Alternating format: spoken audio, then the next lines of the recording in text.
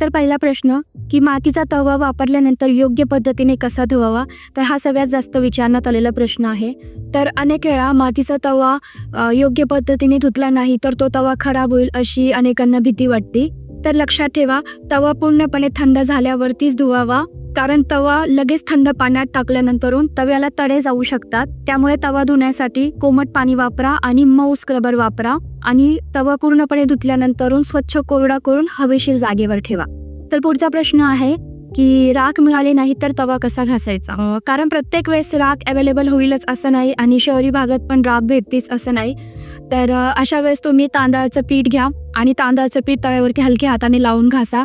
यामुळे तव्याचा चिकटपणा आणि तेलकटपणा निघून जातो. ही अतिशय पारंपरिक आणि सुरक्षित पद्धत आहे.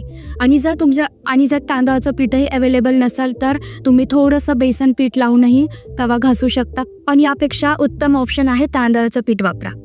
तर पुढचा प्रश्न आहे मातीचा तवा का तडकतो. तर त्यामागचं मुख्य कारण आहे की अचानक झालेल्या तापमानात बदल, जसं की गरम तवा लगेच थंड पाण्यात टाकणं किंवा सुरुवातीलाच मोठ्या आचेवरती तवा गरम करणं. मातीच्या भांड्यांना थोडा संयम लागतो, त्यामुळे नेहमी कमी आचेपासून सुरुवात करा आणि हळूहळू तापवा, त्यामुळे तडे जाणार नाही. तर पुढचा प्रश्न, मातीचा तवा तडकला तर काय करायचं.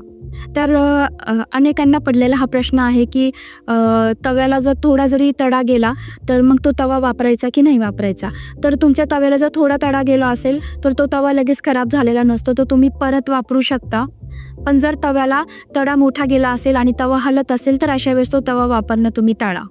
तर पुढचा प्रश्न, पावसाळ्यामध्ये तवा कसा सुकवायचा. तर पावसाळ्यामध्ये तवा नीट सुकत नाही कारण ऊन पडत नाही पुरेसं, अशी अनेकांची तक्रार असते.